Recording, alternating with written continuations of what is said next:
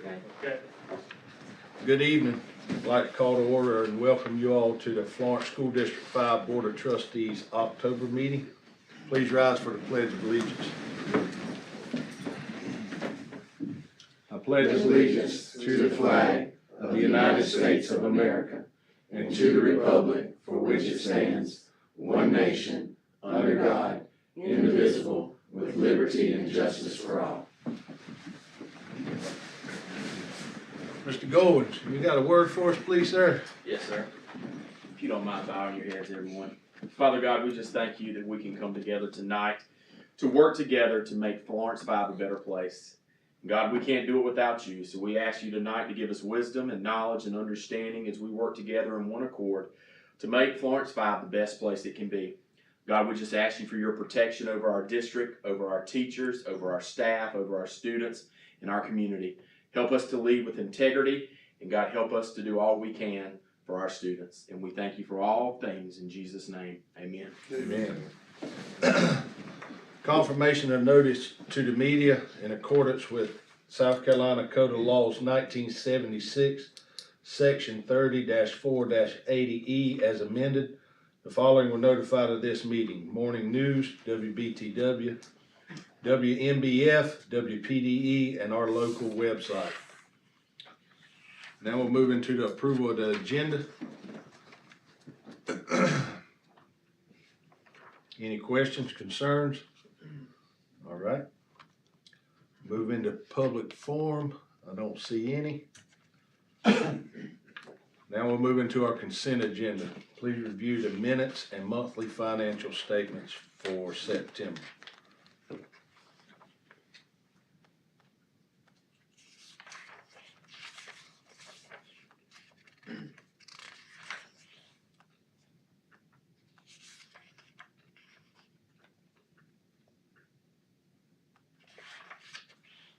Any questions, concerns? All right. We will now move into our regular agenda. I'll turn it over to Miss Alana. Okay. We had a lot of celebrations in October. Our homecoming week was successful. We did something a little different this year, and we did Spirit Week at all 3 schools at the same time instead of having disruptions at this school this week and this school the next week. And we think it was successful. Everybody got to participate. Just a really good week. Kids had a lot of fun. We also had this month our JMS chorus. They performed and, as always, did a phenomenal job. We had a night of fright, which is several little scary plays that our theater class at Johnsonville Middle School put on, and we had our JES Carnival, all of which happened in the month of October, and we're still in October.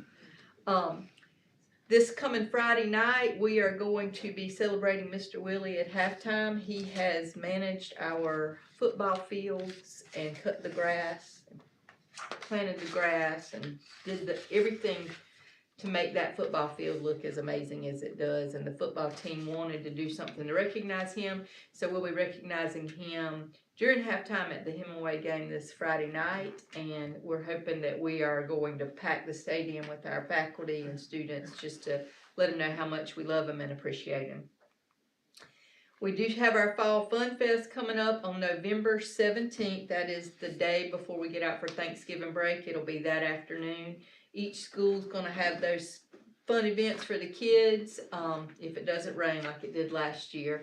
And then at the end, we'll come together as a district, and we're probably going to celebrate the winners, the school winners for the canned food drive that we put on during Thanksgiving. We have coming soon to our district is 3 different ways we're going to help our at-risk students. One, we have a mental health mobile.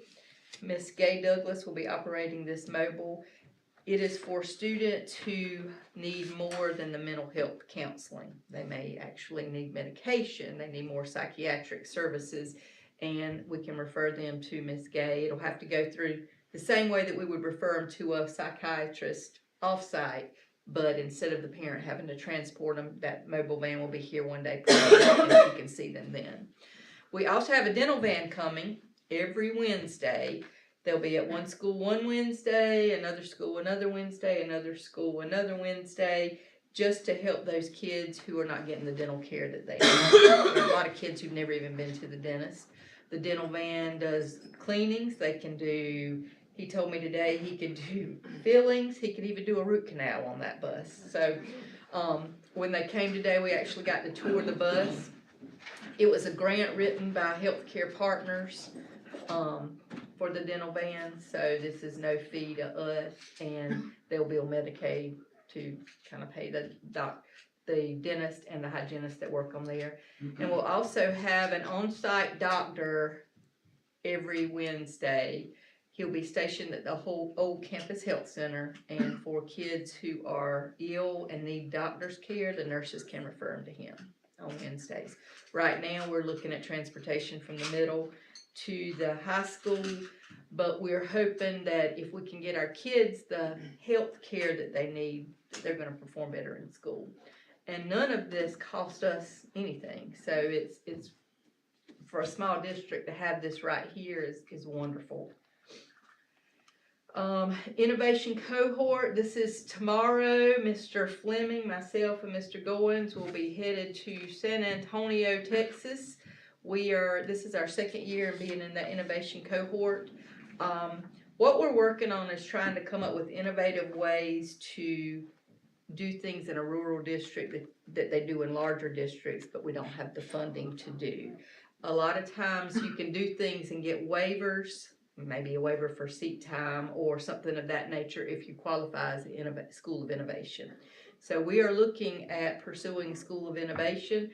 Right now we're focused on looking at the high school and seeing what we can do there. So we will let you know. We're actually visiting up to 6 schools that are innovative schools. 3 of them are in a small rural district. Texas has taken this by storm. The first school we'll visit is called, correct me if I'm wrong, the Academy of Health, what was it, Medical?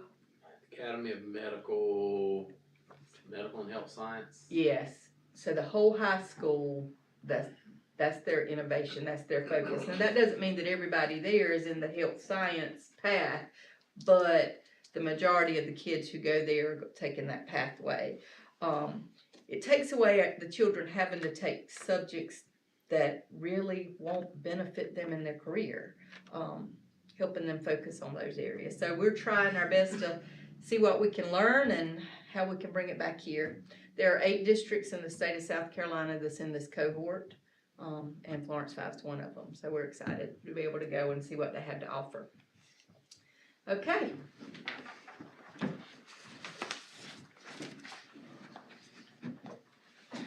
Yay. Okay, I wanted to just give you a brief update of where we are. And so far with the $7.5 million bond, we've gone through all of these different things. The latest thing that we had to do last week was we had to have a conference call with Moody Investment. And they actually had to give us a rating. And that rating, in essence, is similar to your credit score of what they published it. They're going to put it out there, so it'll help determine what our interest rates are going to be when they go to the public sale for the $7.5 million bond. The published notice of sale will actually go tomorrow, and by November 1st, it's our goal to have selected someone and locked in an interest rate. Closing documents will be to us on the 8th. The escrow funding will be locked down on the 14th, and then we'll have a closing, a pre-closing and a closing. And then after the closing, the money should automatically be transferred to the Florence County Treasurer, and at that point we can start implementing our projects and start actually utilizing some of that money. But until November 16th, we're kind of at a standstill until everything is finalized. Do we know what our rating is? Yes, Okay. yeah. The purpose of the rating is actually to kind of let us know where they rank us in our financial stability. They do it, the ratings range from an AA to a CAA, and then they establish a modifier on the end of that, which is a 1, 2, or 3. You want to be up at the top. That gives you the best credit rating in order to go forward. You want to be in the A's And anywhere in those top 2 tiers is where you really want to shoot to be. Our rating is an AA3 for the underlying overall and the AA1 for the enhanced. They looked at 5 years of financials. They asked us everything under the sun, things that we didn't think would even play a part in this process did. It took us quite some time to get all of these documents together. When it finished, it was about a 63-page document that we had to present to them for them to give us this rating. And then we also had to do live interviews through Zoom with them to for any questions that they might have. So we landed in a very good place with what our credit rating is. So this is one of the best that we could get for our small rural size, and considering the taxpayers' ability here in this district. So that's very good news, which should give us a very good interest rate, unless that will be the next thing that we would need to accomplish. Any questions on any of that? Okay, Mr. Jones. Good evening, everyone. Last board meeting, I presented to you some test data, and said that we knew that report cards were coming out, but we expected to see growth on our report cards. And officially, at a board meeting, I can tell you we saw growth in all 3 schools. I'm sure that you've looked at that, so good news there that I'm going to talk about tonight. Before we get started with our report card ratings, last board meeting I did tell you we were going through a state and federal audit. And more good news, we had a clear rating in all areas with no instances of non-compliance. So everything went well with both our state and federal audit there. So glad to have that out the way, but also glad to know that the state looked at all of our stuff and said that we were in compliance and didn't have any issues that they were worried about. Johnsonville Elementary School, their report card rating, as we stated, went up. It went from a below average at 38 to average at 44. So we're very excited for Johnsonville Elementary School. If we looked in each area, our academic achievement, we stayed in the average range. We did have a little bit of drop in preparing for success, and that is our science scores for SE Ready in 4th grade. So we're already looking at a plan to make sure that we can bring those up. Our student progress increased. It was still at what the state considers below average, and that is student progress of all of our students growing, and then our bottom 20% growing. So we're still continuing to look at that. We've put some things in place such as our Ready at the elementary school that will allow all students to have their individualized learning track, so that we can take each student after they take their formative assessment, put them on a learning track so they can individually grow, so that we can get that rating up also. And this is without 5th grade being attached to the elementary school. This is the last year of just 3rd and 4th grade. Next year we will have 3rd, 4th, and 5th. Now, one thing that will also change that we're already taking a look at is the way they do student progress in the past few years will no longer be the same. We feel it's a more equitable process that they'll be using now, because they'll be looking at not only each student's median annual target, but they'll also be looking at growth targets based on where the student was at last year and then where they will be at the end of this year. And so for this report card, they reported it, but it did not count this year, but that is how they will rate us in student progress last year. So 50% of our students this year would have met their median annual target, and 30% would have met what's considered their stretch goal, above and beyond what their median annual target is. And so we've got some room that we want to make progress in there, and we're hoping that with our interventionists, with our enrichment classes, with our Ready, that those individualized learning tracks will help those students grow individually even more. For Johnsonville Middle School, they also increased from an average of 43 to a good of 55. And if you notice beside it, 1 point from being excellent, but we are still so proud of our middle school faculty, staff, students, and the hard work that they did last year. They went up or maintained in every area. Academic achievement, they grew there. That is the English and math scores. In the preparing for success, below average, that's a little bit, I think it's misleading, because it is some of the highest scores in the PD that we had through our science scores, and it's right at the state average. So going to continue to work on that, going to continue to grow, but I think that's a little misleading in my opinion. I put a star by student progress because this is where Johnsonville Middle School got a lot of points this year, and that again is the growth of all of our students. And iReady, the instructional tutors, the hard work of teachers, having teachers that don't teach math, working on math standards, just everybody, social studies teachers working on English standards, science teachers working on math standards, everybody just working hard, pitching in. And I put a star by that because that was some tremendous growth by our middle school that we're very proud of there. So that growth, 1 point away, and we're not going to take our foot off the gas. We're going to continuously improve, and I know we can be excellent. Again, same thing with the student progress. This is where we would have been this year if they would have done the new student progress above state average in both the median annual target and above the state average in the growth target. So very proud there. Still continue to believe that our middle school can continue to grow its students with iReady, with our instructional tutors, with our interventionists to continue to make sure that all of our students are growing. So continued great job there. Johnsonville High School also grew. They were at a 51 average last year to a 55 average this year. We're in that kind of middle average range this year. So showed growth there. Graduation rate did increase. Our college and career ready did increase, and we did have some drop in our EOC scores across the board. So we know that's where areas of focus that we've got to look at. We've got to look at our EOC scores. We've got to look at the instruction going on in those EOC classes.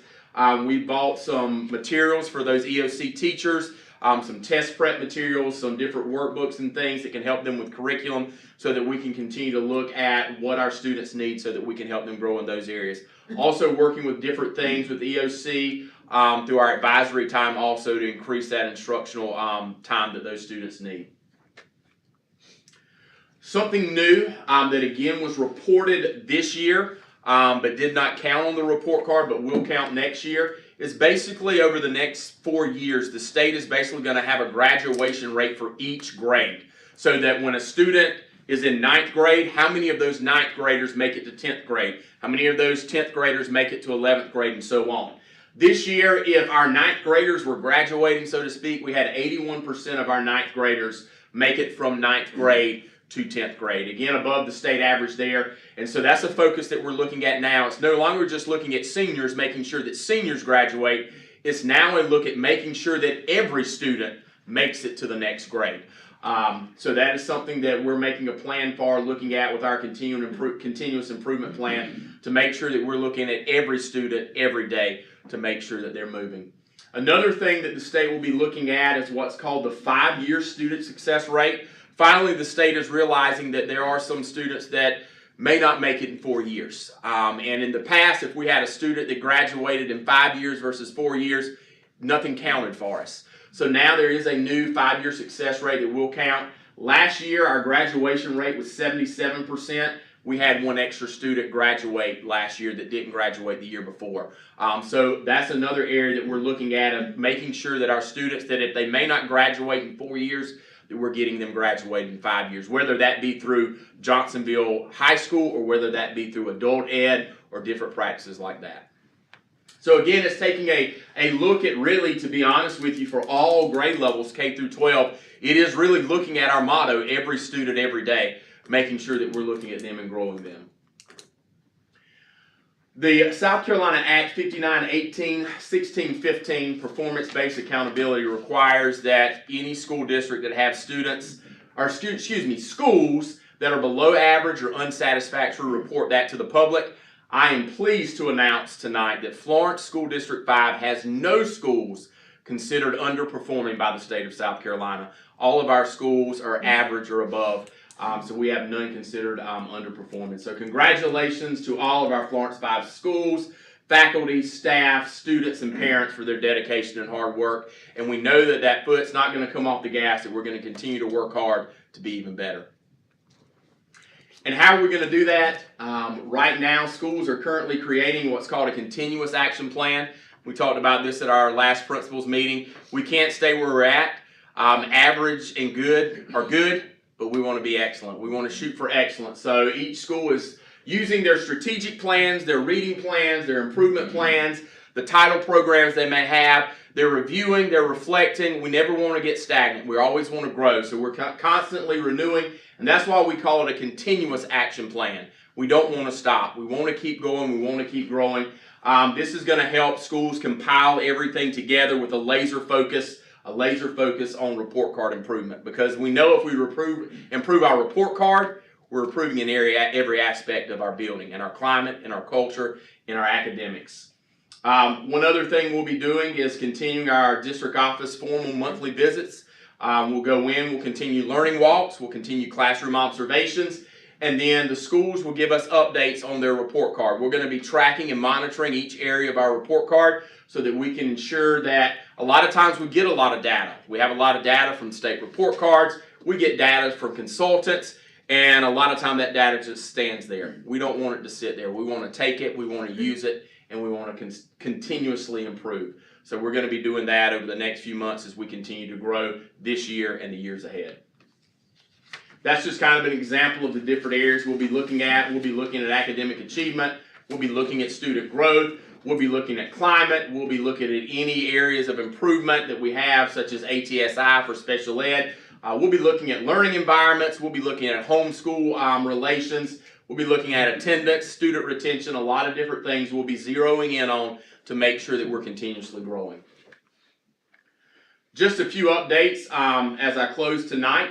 Of course, last year, we were given an ATSI designation for special education at our elementary school, and I'm happy to report tonight also that in the spring of 2022, 11% of our special ed students were met or above in English, 14% were met or above in math.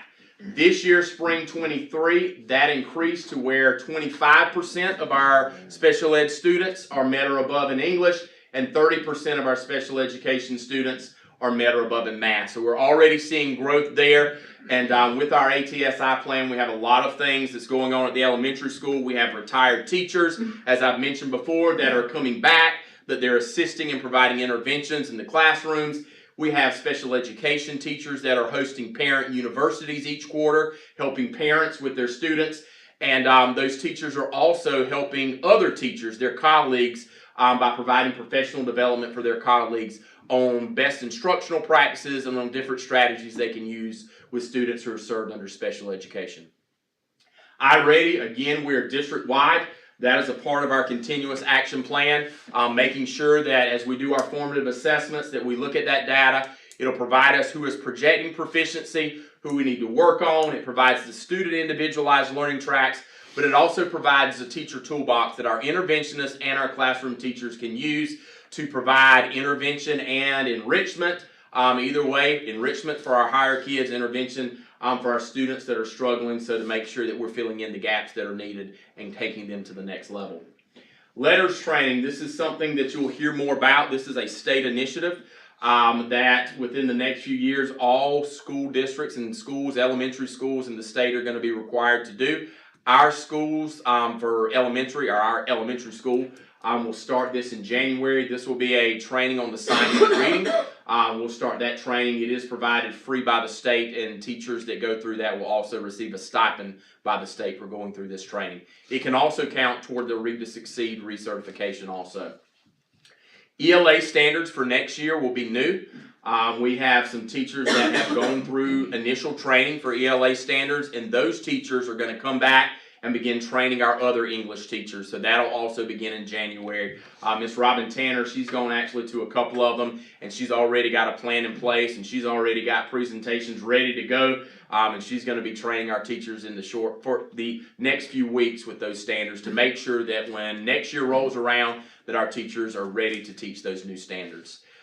Just to kind of give you a heads up, down the road, the state's doing the same thing with math standards. So not next year coming, but the next year, the same thing will happen with the math standards. The state has taken an approach that I think is very good, approach they hadn't really taken in a long time, where they've got a lot of teacher feedback, a lot of school level feedback. They've actually reduced the number of standards and made them more zero focused on really what the students need, instead of some of the ambiguous stuff that you sometimes don't even understand when you read what's it actually asking for. It's pretty clear.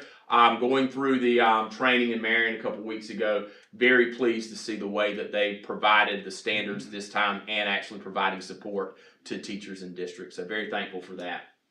Continuing with our Performance Matters, actually had some consultation meetings today with some of our school leaders as we continue to navigate through the Performance Matters platform to help our teachers get some test bank questions that they need to help prepare our students for state assessments.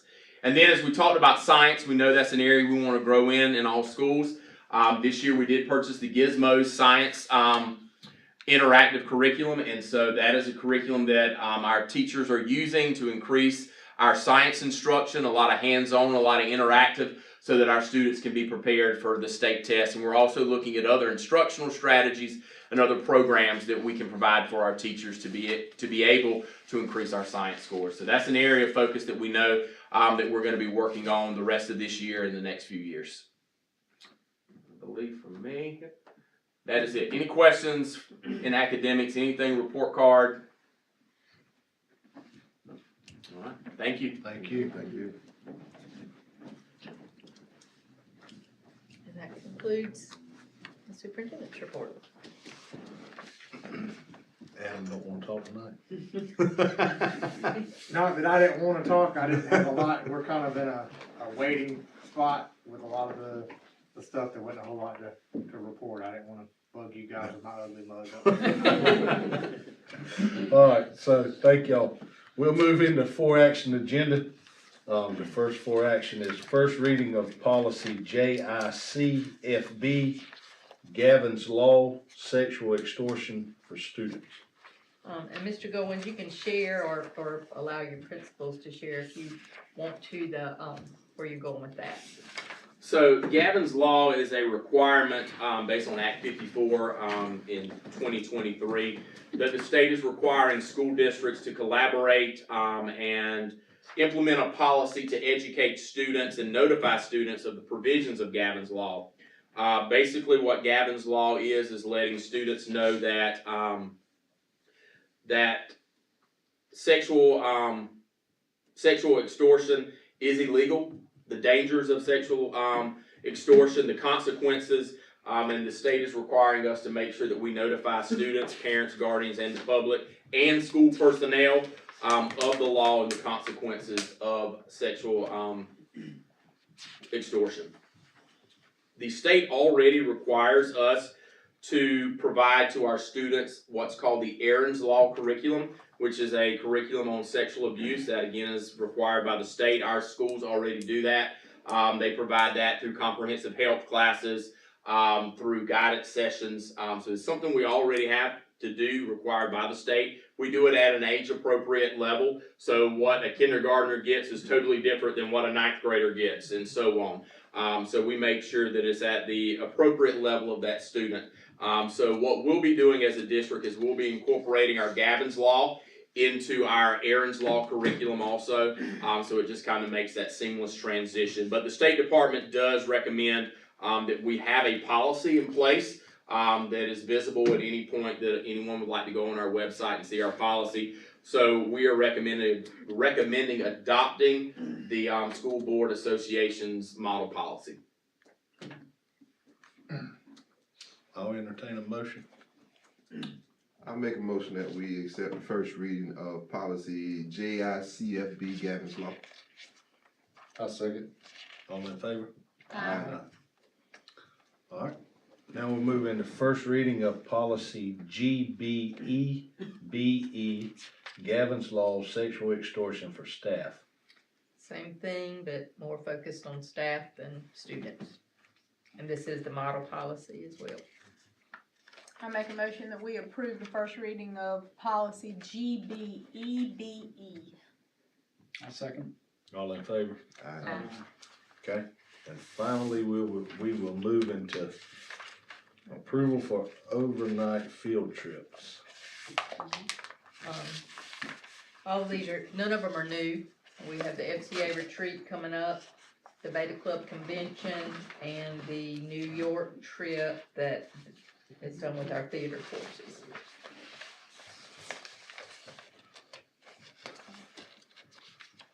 I make a motion, we, approved overnight field trips. Second. All in favor? Aye. Alright.